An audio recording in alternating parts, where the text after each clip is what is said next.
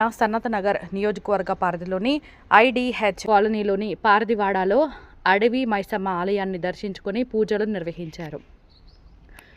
ఈ నెల 20వ తేదీన తెల్లవారుజామున అమ్మవారి విగ్రహం చోరీకి గురికాగా ఎమ్మెల్యే తలసాని శ్రీనివాస్ యాదవ్ వెంటనే సంబంధిత పోలీసు అధికారులతో ఫోన్లో మాట్లాడి నిందితులను పట్టుకుని విగ్రహాన్ని స్వాధీనం చేసుకోవాలని ఆదేశించారు. దీంతో గంటల వ్యవధిలోనే పోలీసులు నిందితుడిని పట్టుకుని విగ్రహాన్ని స్వాధీనం చేసుకుని ఆలయ కమిటీ సభ్యులకు అప్పగించారు. అమ్మవారి విగ్రహాన్ని యథాస్థానంలో శాస్త్రోక్తంగా పూజలు నిర్వహించి మంగళవారం ప్రతిష్ఠించారు. ఈ నేపథ్యంలో ఎమ్మెల్యే తలసాని శ్రీనివాస్ యాదవ్ బుధవారం అమ్మవారిని దర్శించుకున్నారు. పూజలు అనంతరం నిర్వాహకులు ఆయనను సన్మానించారు. ఈ సందర్భంగా ఆయన స్థానికులతో మాట్లాడగా ఆలయం మరమ్మతులు చేపట్టాలని కోరగా వీలైనంత త్వరగా పనులు చేపట్టేలా చర్యలు తీసుకుంటామని హామీ ఇచ్చారు. ఈ సందర్భంగా ఆయన మాట్లాడుతూ ఎవరి నమ్మకాలు విశ్వాసాలు వారికి ఉంటాయని వాటిని గౌరవించడం ప్రతి ఒక్కరి బాధ్యత అన్నారు. ఆలయాలలో చోరీలకు పాల్పడే వారిని కఠినంగా శిక్షించాల్సిన అవసరం ఉందన్నారు. 10 ఏళ్ల కేసీఆర్ ప్రభుత్వంలో ఏ రోజు కూడా లేని త్రాగునీరు, విద్యుత్ సమస్య కాంగ్రెస్ ప్రభుత్వంలో ప్రజలు ఎదుర్కొంటున్నారని విమర్శించారు.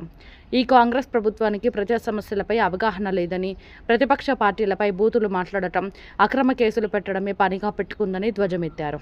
ఇప్పటికే ప్రజలు కాంగ్రెస్ ప్రభుత్వ పనితీరుతో విసిగిపోయారని, రానున్న రోజుల్లో తగిన బుద్ధి చెబుతారని అన్నారు.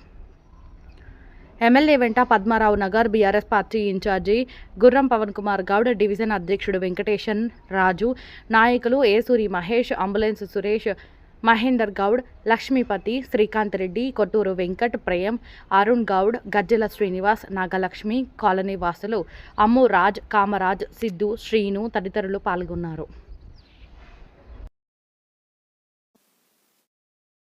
ఈ పార్టీ కుటుంబాలు కొన్ని సంవత్సరాల తరబడి ఈ ప్రాంతంలో నివాసం ఉంటారు. మరి అందరిలాగానే వాళ్ళు కూడా దేవుడిని పవిత్రంగా అడవి మైసమ్మ దేవాలయాన్ని ఆ రోజు మా బ్రదరే కట్టించాడు. సరే, మొన్న దొంగతనం జరిగింది. వెంటనే సిఐ గారితో కూడా మాట్లాడినా వాళ్ళు కూడా ట్రేస్ చేసి వెంటనే పట్టుకుంటారు. బట్ అది కొంత డెలాబరేట్ ఉంది. ఆ వాటర్ కూడా వర్షాలు వచ్చినప్పుడు లీకేజ్ కావడం ఇవన్నీ జరుగుతున్నాయి. నెక్స్ట్ వీకే ఆ పని స్టార్ట్ చేస్తాం. వాళ్ళు అడిగిన ప్రకారం దాన్ని కంప్లీట్ చేసి ఐడిహెచ్ కాలనీ పక్కకు పార్యవాడ బస్తీ ఉంటుంది. ఆ బస్తీలో దొంగతనం, ఆ గుడిలో అడవి మైసమ్మ గుడిలో దొంగతనం జరిగింది.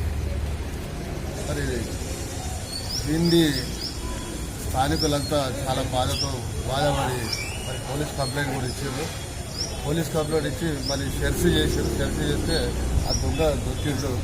మరి దీనివల్ల మరి ఇది ఎవరు చేపిస్తున్నారు, ఏం చేస్తున్నారు, ఏదో కులాలు మతాలు చేపిస్తున్నాయా, ఇది ఒకటే సమస్య కాదు. ఇలా నగరంలో ఎన్నో దేవాలయాలు ఇలాంటి సమస్యలు, హిందూ దేవాలయాల్లో ఈ సమస్యలు జరుగుతున్నాయి.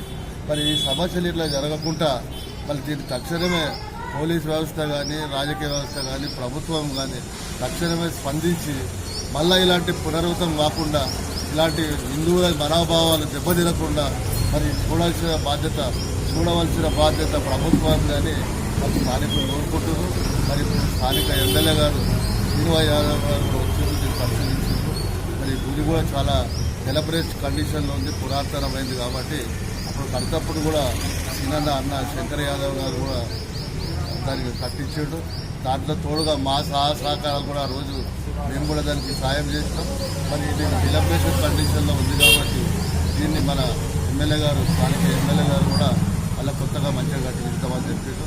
చాలా సంతోషంగా మళ్ళీ పూజలు పునస్కారాలు చేయాలి. ఇప్పుడు దాంతో కూడా వాళ్ళు పేదవాళ్ళు కాబట్టి మాకు తోచిన విధంగా మేము కూడా సహకారాలు చేసి హిందూ మతం కాపాడాలి, హిందువుల దేవుళ్ళు కాపాడాలి కాబట్టి మా సహకారాలు కూడా చేసి వాళ్ళకు సహకరిస్తామని మనం